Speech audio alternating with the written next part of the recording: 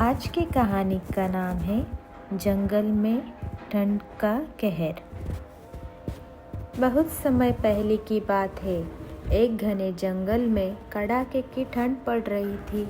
हर तरफ बर्फ जमी हुई थी।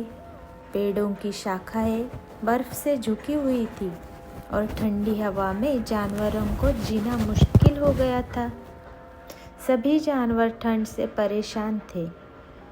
जंगल के सारे जानवर एक दिन एक जगह इकट्ठा हुए। शेरू, जो जंगल का राजा था, वो सभी को सुन रहा था। शेरू एक सुनहरे बालों वाला ताकतवर शेर था, जिसकी तीखी आंखों में समझदारी की झलक दिखती थी। हिरण कांपते हुए बोला, राजा शेरू, यह ठंड हमें खा जाएगी। हम खाना खोजने भी नहीं जा पा रहे।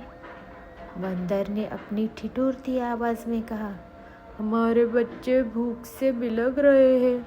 हमें कुछ करना होगा।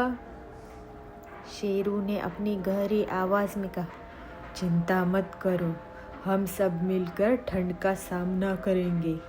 मैं एक योजना बनाता हूँ। शेरू ने अपने भरोसेमंद साथी चीकू लोमड़ी और बोलू भालू को बुलाया। चीकू चालाक और जिज्ञासु थी, जबकि बोलू बहुत मजबूत और मेहनती था। तीनों ने जंगल के बीच एक बड़े पेड़ के नीचे खड़े होकर एक योजना बनाई। ठंडी हवा उनकी फर को और भी सख्त बना रही थी। शेरू ने कहा, हम जंगल में एक बड़ा अलाव जलाएंगे, जिससे ठंड से बचा जा सकता है। चीकू ने तुरंत कहा, हम लकड़ियाँ इकट्ठा करेंगे, सारे जानवर मिलकर काम करेंगे।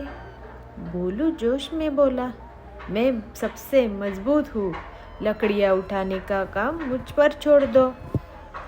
सारे जानवर लकड़ियाँ इकट्ठा करने के लिए निकल पड़े।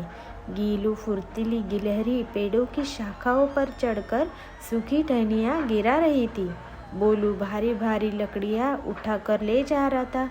चीकू जंगल के जानवरों को निर्देश दे रहा था। गीलू ने ऊपर से आवाज लगाई, यहाँ बहुत सारी सूखी लकड़ियाँ हैं, जल्दी इकट्ठा करो। बोलू ने मुस्कुराते हुए कहा, मेरे मजबूत हाथ इसे जल्दी पहुँचा देंगे।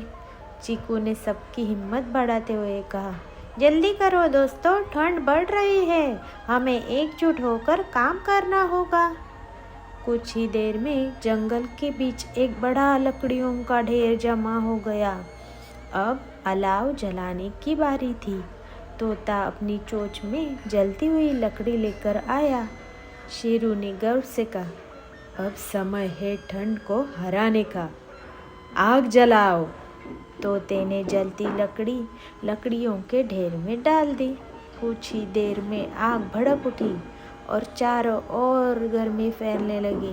बोलू ने खुश होकर कहा, वाह, यह आग तो जादू जैसी लग रही है, ठंड गायब हो रही है।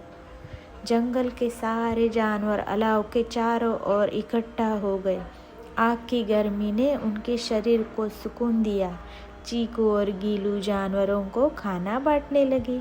छोटे छोटे जानवर खेल रहे थे और बड़े जानवर आराम कर रहे थे। हिरण ने कृतज्ञता से कहा, राजा शेरू, इस अलाव ने हमारी जिंदगी बचा ली, आपका बहुत बहुत धन्यवाद। शेरू ने मुस्कुराते हुए कहा, यह सब मेरी नहीं, हम सबकी मेहनत है। हम जब एक साथ होते हैं तो कोई ठंड हमें हरा नहीं सकती। अलाव के चारों ओर जानवर नाच गाकर खुशी मना रहे थे। तोता गीत गा रहा था और छोटे जानवर उसके इर्द गिर्द नाच रहे थे।